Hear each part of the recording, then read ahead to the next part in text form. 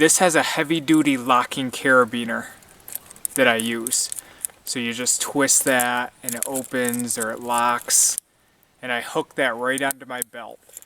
And I always have this on me anytime that I'm in the woods. So that's a heavy-duty carabiner there. Then around it, I have a few key rings. Let's go this way. The first key ring I have is the one that I had mentioned and we used earlier. It's my Ultimate Survival Technologies, I believe UST stands for. It's just one of these pill capsules, and it comes with a little carabiner on it. I believe it came with it, I'm not sure. And ideally you keep pills, or you can keep other things, and I just keep cotton ball and Vaseline in there. Cotton balls soaked in Vaseline. And this thing's waterproof, so it's going to be protected, and it can go right on your keychain or carabiner like I have. Next ring on the carabiner is a tick key. This is called the tick key, and it's mostly for when I'm hiking with my golden retriever Ember. She gets ticks a lot. She's a tick magnet, and what this does is you set it right down on the tick and then slide it back, and you can see the way it narrows. It slides and pulls the tick out right by the head. Essentially the way it narrows, that catches the head and pulls the whole thing out. This thing is metal or aluminum of some sort, so it's not plastic. So once I have the tick pulled out and it's caught right here, I can light it on fire. I have a couple of plastic tick removers, and unfortunately I cannot pull the tick out and then light the tick on fire because they're plastic. This is metal, or I believe it's aluminum. So I can hold a lighter right up to it. So usually for Ember, if I get them, I'll use this too, but that's for Ember. Next, I have this ring with 3 different tools on it. First is this whistle. I have this on here for a whistle, but on the end, it also comes with a ferro rod striker, which is decent. I just have a lot of things to strike ferro rods with, so I use this primarily as the whistle. On this end, very, very loud whistle, and should I need it, it has this little ferro rod striker at the bottom. It also had a tiny ferro rod on it, which made it a complete tool that unglued and came off within 1 day, and I have no idea where that thing is. Second, I just have some tweezers. Some tiny tweezers. These are like the Uncle Bill's silver gripper tweezers made in the USA. So those are also for ticks when it comes to Ember. And then I have the Leatherman CS style, or style CS. It's like a mini Leatherman, but it has great scissors. I love these scissors on here. I love the compact size. Has a little blade that I've put an edge on. It has a file, which you can use the back of the file for striking a ferro rod. A bottle opener where this clips on. So I love this tool. Any Leatherman's going to be a great tool, but I like this one a lot. So those 3 things are on one ring.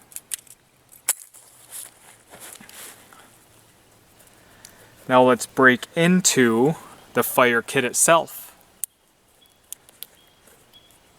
And I think I said it earlier, but this is a pouch from Wolf Customs, Justin Wolf, or Greer Wolf. I'll put his channel down below, you can check it out, or I'll put a link to Wolf Customs.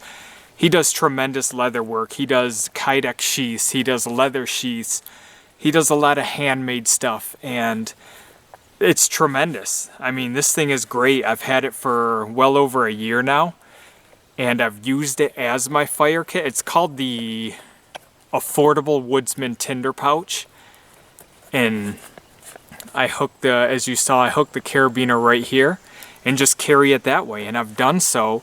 There's plenty of room. The ties are very strong, and I love it. I love this thing. So first things first, we have what I used earlier to start our fire. We have a ferro rod from Nathan. Then we have the hole in it where I've attached some jute twine. And at the end of the jute twine, I have the striker. So this is its own self-contained fire starter. Next in the fire kit, not necessarily pertaining to fire, but I have a good hank of Bankline. I carry Bankline all the time. I love using Bankline. Number 36. So this is just a few feet of Bankline that I stick in there just to have it. Piece of fat wood. You can never go wrong with fat wood. We have the Opinel number 8. So mainly, and for those of you who aren't familiar, it comes with the cap at the top where you twist it. It's locked right there if you can see that. And then you just twist it so it's over the blade. Collar, that's what this thing is called. It has a collar. So you twist it so the blade is open. Open the blade and you can twist the collar to lock the blade. But I have this in my fire kit not only because I like to have a cutting tool with all of my kits, at least one cutting tool. It's razor sharp. The Opinels are tremendous knives and they're known for being razor sharp, easy to sharpen, they hold an edge. You might see that I forced a patina on mine. But it's not just a cutting tool in my fire kit. I've showed it on my video for lighting char cloth for Nathan.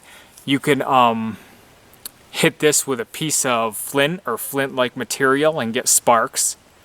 Also, it's got a squared off spine. And you don't even have to open it. So if kids are practicing with ferro rods, they don't even have to open it. That squared off spine is exposed.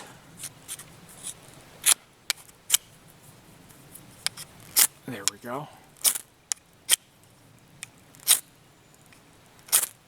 And as you can see,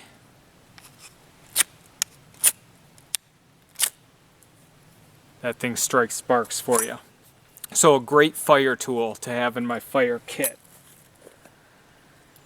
Next, we have standard Bic lighter with some Ranger bands wrapped around top, just so it doesn't get wet or anything like that, but standard green lighter. And finally, I think I got this at Rite Aid or Wegmans or something like that, but I have a Ranger band over it because it's a magnifying glass. I know, interestingly enough, it has a light on it because it's used to read. I don't know the power of it, but I have started a little fire with this. Actually, not a little fire with this. I lit up some char cloth with this from the sun, solar fire.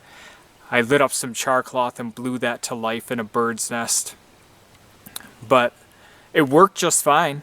I mean, I think it's got some good magnification power. And you have something to kind of hold on to here while you're working with the sun. And solar fires are good, guys. Because as Dave Canterbury says, that's one less strike of your ferro rod. That's one less match you're using, one less flick of your Bic. If you can use the natural resource, which is the sun, that saves you on gear.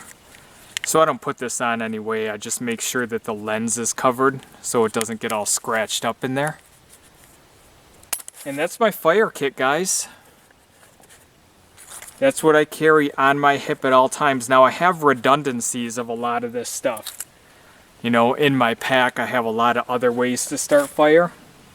But this is just a very securing, I feel very secure when I have this on my hip. Because I always know that these are going to be my backups. Or as we use here, I can use it as a go-to. I always have that cotton ball and Vaseline on me, which is always good to have. I don't always remember to carry Surefire, because I don't try to use Surefire too much. I try to use natural materials when I can. But should I need cotton ball and Vaseline, I always will have it in my fire kit. So all that stuff gets stuffed back in, and then I just tie this like a shoelace. And what that does is it leaves me these two loops here. I clip the carabiner through those two loops. Then I take the tools that are on the rings, throw one on, throw another one, and my tick key. And there we go. That's the fire kit that I wear on my belt, or usually when I get to base camp here, I'll clip it to the pack, or sometimes I'll hook this onto the pack. But I appreciate you watching, guys. Thank you very much, and we will talk to you again down the road. Bye-bye.